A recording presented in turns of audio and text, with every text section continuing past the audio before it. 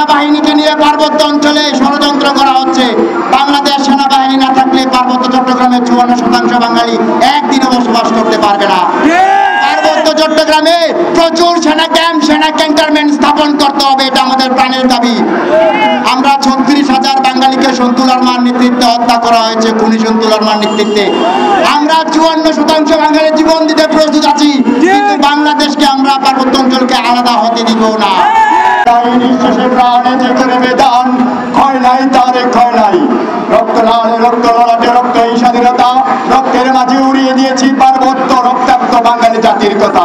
প্রিয় বাংলাদেশবাসী, প্রিয় বিশ্ববাসী, পার্বত্য চট্টগ্রাম তথা খাগড়াছড়ি, রাঙ্গামাটি, বান্দরবানকে বাংলাদেশ থেকে আলাদা করে জুমল্যান্ড নামক একটি আলাদা স্বতন্ত্র রাষ্ট্র গঠন করার জন্য উপজাতীয় সশস্ত্র সন্ত্রাসবাদ পার্বত্য চট্টগ্রামকে অস্থিতিশীল করে তুলেছে।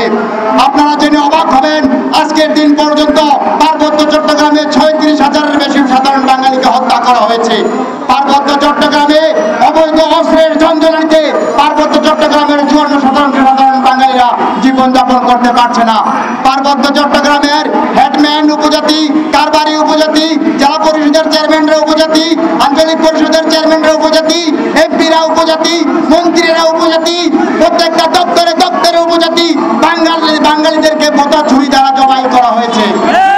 প্রিয় উপস্থিতি, আমি সারা দেশবাসীকে জানাতে চাই, পার্বত্য চট্টগ্রাম 1990 সালের ব্রিটিশ ম্যানুয়াল আইন দ্বারা পরিচালিত হচ্ছে, যা বাংলাদেশের সংবিধানের সাথে সাংঘর্ষিক। বাংলাদেশের সংবিধান 64 জেলায় আমাদেরকে বসবাস করার স্বাধীনতা দিয়েছে, কিন্তু পার্বত্য চট্টগ্রামে আমরা শিকল পরা স্বাধীনতায় বসবাস করছি।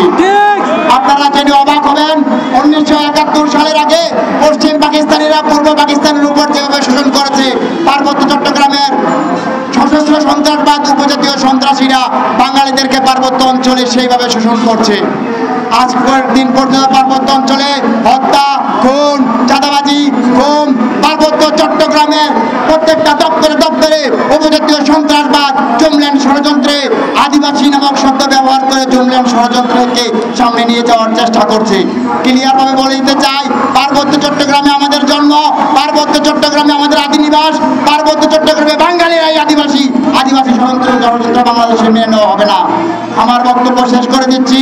বক্তব্যের শেষের সময় একটা কথা বলবো, সেটি হচ্ছে সেনাবাহিনীকে নিয়ে পার্বত্য অঞ্চলে ষড়যন্ত্র করা হচ্ছে। বাংলাদেশ সেনাবাহিনী না থাকলে পার্বত্য চট্টগ্রামের 54% বাঙালি একদিনও বসবাস করতে পারবে না।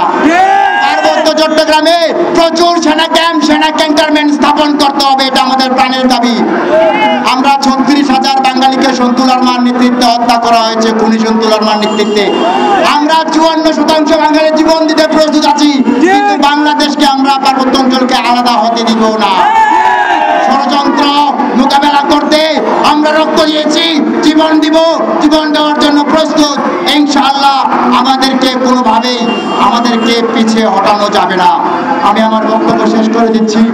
শেষ পর্যায়ে একটা কথাই বলছি, সেটি হচ্ছে, আর কতটুকু রক্ত গড়ালে হৃদয় জলে সিক্ত, আর কতটুকু নির্মমতায় হলে জাতি হবে নির্লজ্জ। আমি চিৎকার করি একা দিতে চাহিয়া করিতে পারিনি চিৎকার, বুকের ব্যথা বুকে চাপিয়ে নিজেকে দিয়েছি ধিক্কার। প্রিয় দেশবাসী, প্রিয় বিশ্ববাসী, পার্বত্য চট্টগ্রামের সাধারণ বাঙালিদেরকে বাঁচান, উপজাতীয় সন্ত্রাসীদের মায়া কান্নায় আপনারা মন ভুলবেন না।